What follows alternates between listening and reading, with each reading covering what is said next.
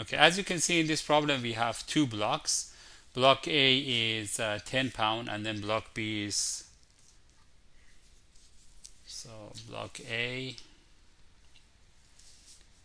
WA is 10, WB is 6. What else is given to us? The mu A is 0.15,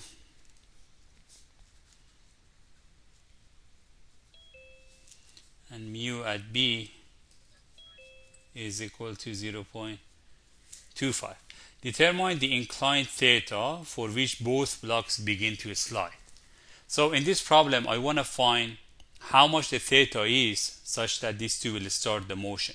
So in order to start the motion, I need to draw the free body diagram for both of them. So the free body diagram for both, for block A, is going to be look like this. This is in an incline with the angle theta. So if these two wants to move down, that will be the possible scenario, right? They cannot move up. They go by gravity, they move down. The friction will be going up. So the friction F of A will be this way. So F of A is parallel to surface, opposite to motion. Every friction comes with a normal force. I call this NA. Now in this diagram, I have one more force, that's WA, the weight of the A. Again, gravity is always going down. And then we have one more force. That force is the tension from that spring, or you can call it off of a spring. And in this call, I just call it tension because it's going to be a tension on it. Now moving on to block B. On the block B, we have one force of friction going up, FB. This is has an NB. That's a normal force for the block B. The tension is this way. Remember, one of the block is pushing, the other one is pulling. So, but both of them are look like a tension. Now in B, I have also one more thing, that's the WB. So I need to write the sum of f of x, sum of f of y for both of these equations. Before I proceed, I know friction in both of them is friction max. So I can call this is equal to 0.15. Remember that F friction max was equal to mu n, and the mu was the static coefficient of static friction. In this case, I can say is equal to mu A NA, and then mu A is 0.15 NA. The other one is NB is 0.25, so this will be 0.25 NB. So your job would be now to write the equation and solve it. But how many equations we have? So in total, I have NA unknown, I have T unknown, 2 so far. I don't know NB, 3, and I do not know the theta. So overall, I have 4 unknowns. I have 2 blocks, I can write the equation on them. Now, if you look at the block, the geometry of it is very crazy. So what I could do, I could actually, here is theta, right? If here is theta, I can get into a point that, okay, if this is theta, the angle here, you see I come 90 degrees, I come down from here. This angle is 90 degrees, this will be 90 minus theta. So this will make the angle of NA with this is theta. Then if I continue this way, if I continue NA this way, I'm going to get this angle here is theta too. Same thing in this other block, right? So this angle is theta. That will make the angle here. You see, if you look at the triangle here, this angle will be 90 minus theta. That will make the angle here theta. So if I continue here, this will be the angle theta. Now, in every of these 2 blocks, I have sum of f of x equal to 0, sum of f of y equal to 0. So the best choice for me would be, again, how I consider x and y. If I consider x and y like this, the traditional x and y, I'm going to have lots of trouble because I need to break all of them into x and y components. So what I'm going to do, I'm not going to use the coordinate like this. Do you have another suggestion? So if I use this coordinate, I'll be a lot of problem, right? Use the plane that it's on. Exactly. You make that plane. So you make a rotated, inclined types of plane. So what do I mean? I mean that this will be my x-axis and this will be the y-axis. Let me just use different markers, show you what do I mean. So this will be the x-axis and down here will be the y-axis. Remember, x and y are perpendicular together. That's how I consider it. And then I can do the same thing the other side. So this will be the y, and this will be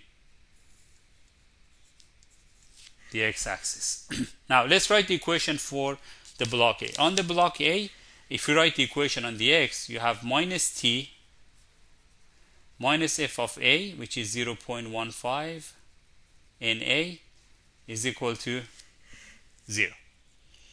Now if I go and write the equation in, again, this is I call it a tension. It's not a tension, actually in this case it's a compression, because the friction is going this way, the other force should push that one down, but I have no idea. And I have the gravity too, right? I forgot about the gravity.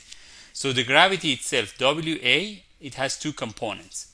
If you break it down, the sine theta, so you have it like this. You have the NA going like this. Sorry, this is the WA. And then the incline is look like this. So just drawing here to show you what do I mean. The angle here is theta. The component on the y will be cosine. The component on the x will be sine. So down here I have WA sine theta, and down here on the y I have WA cosine theta.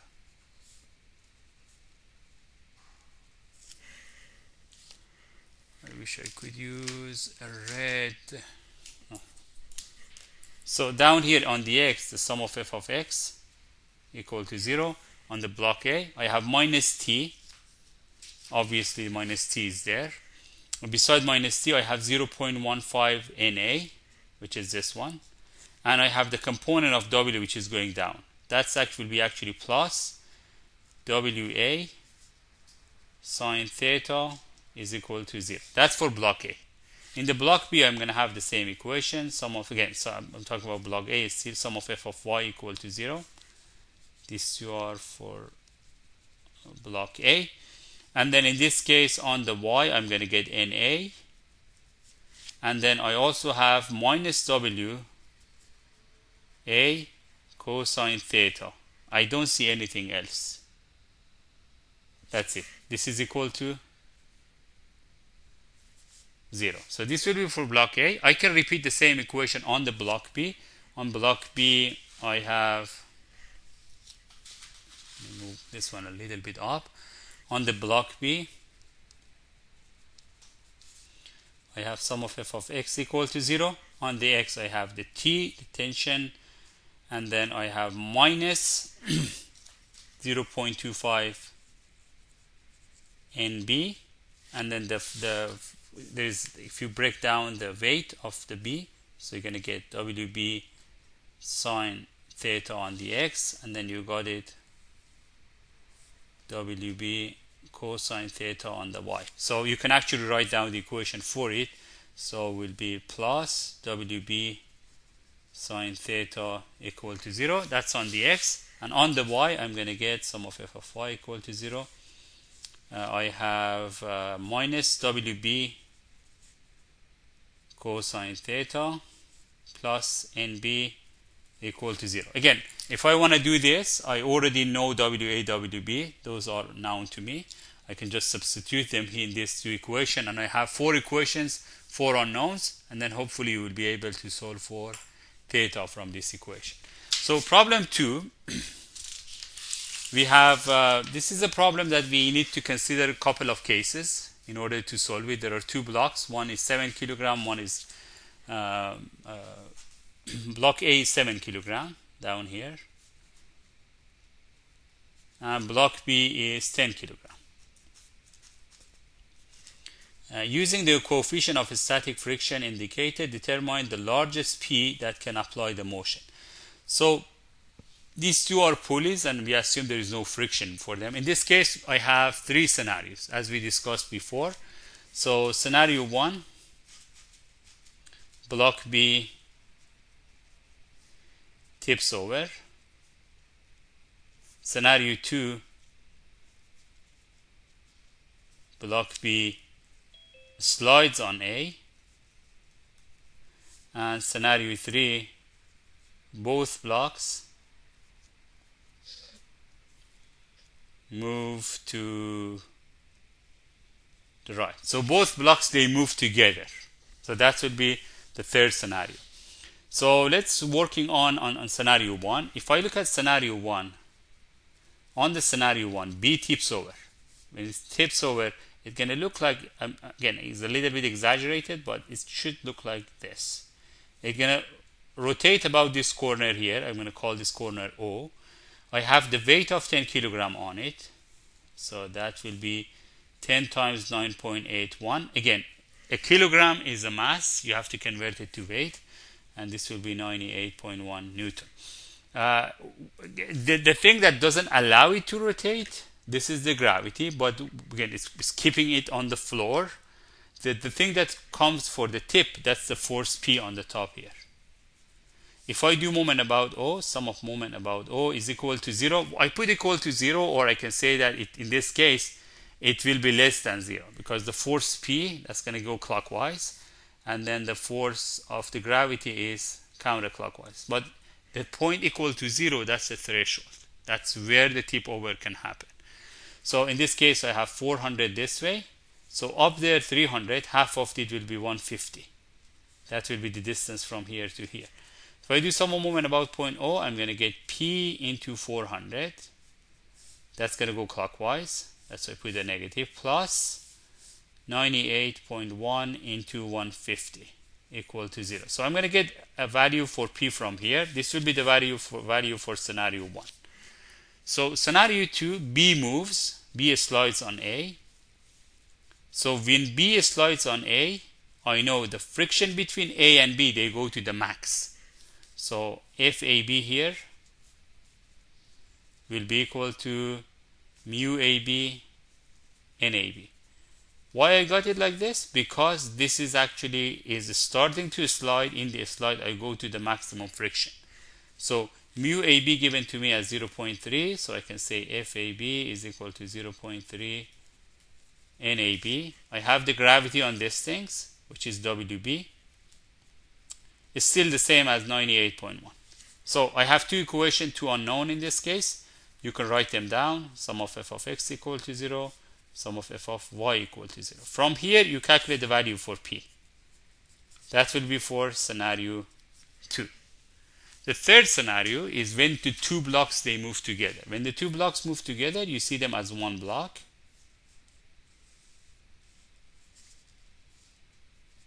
P here. So on one block, the weight of this will be the weight of both of them together. So this will be WA plus WB, which will be 17 kilogram times 9.81. So on the floor, I have a normal force going up. I'm going to call this one NA. That's actually what they call it. And then the friction, this is going this way, the friction will be the opposite way. So this will be FA is equal to mu A NA. Again, because it's sliding on the floor, it has to be a maximum friction. So in this case, I'm going to get 0.1 NA. Again, you have two equations, two unknowns in this case. From here, calculate the P in scenario 3. So scenario 1, scenario 2, scenario 3. You calculate the P for the 3 scenario. The smallest P is the most probable scenario that will happen. So smallest P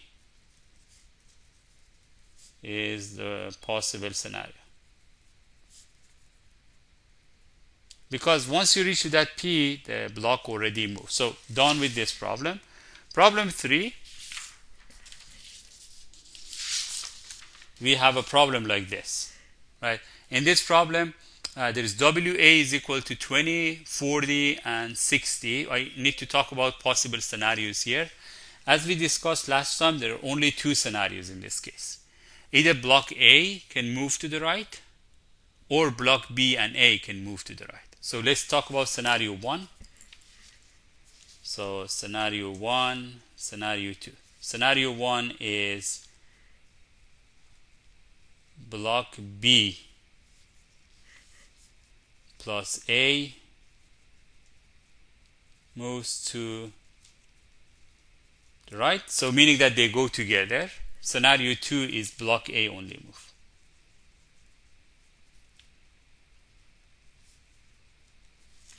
So on the scenario 1, when the B and A they move together, obviously C cannot move at all. So when the B and A move together, I'm going to have a shape like this. So this will be A plus B, and then up there I have the C. On the C we have a tension, right? So between C and B I have the normal force, right? So this will be NBC going up here. The reaction of it will be down here in the other block. So let's talk about friction. So if you apply friction here, the force P here, the block moves to the right, the friction is to the left. That will be FBC. Now, what creates the motion on the top, or what will be the force on the top, will be the reaction of FBC, which is this way. The same example of walking, right? When you walk, you apply the force, the friction is the other way, so overall you can walk.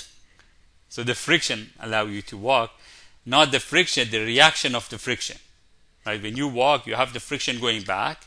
Your shoes has the opposite of the friction, reaction of the friction. Now you move forward. So same thing happening to block C. The block C moves forward, or apply again, assuming that there was no cable there, block C will start to move, right? Now in this case, or I apply a force to it that create a tension there, and that force is the reaction of that friction. So in A plus B, on the floor, I have between A and D, I have NAD, and I have another friction here. That will be FAD. So FAD is equal to mu AD, NAD. So mu AD is 0.2. So overall, I can say FAD is 0.2 NAD. Same thing up here. FBC is 0.5 NBC. And then this one will be 0.5 NBC. Let's count the number of unknowns we have. We have an angle here. We need to calculate it. That the angle here will be tan inverse of 8 over 15. You can calculate that angle, which is going to be the angle here, tan inverse of 8 over 15. So once you have again, let's count the number of unknowns we have. We don't know the P, we don't know NAD, and then we don't know FA. I forgot one more thing in these two blocks. I forgot to put the weight of them in there. So on the block C on the top, I have WC, which is given as 60. In this block, I have the weight, combined weight of A plus B, WA plus B, which is equal to 100 pounds. So we have, overall, we have two equations on each, and then we do sum of f of x, sum of f of y on each block. We have 4 unknowns, we can solve them. The 4 unknowns are P, NBC, NAD, and the tension T. So hopefully this will help you solve this problem. And then in scenario 2, which block A moves only, if the block A moves only, I'm going to have a scenario like this. So this will be P. Again, down here I have NAD. I have the maximum friction here, which will be FAD is equal to 0.2 NAD. We have maximum friction on the top here. That will be between A and B, which is 0.3 NAB. We have one reaction to this. That will be NAB.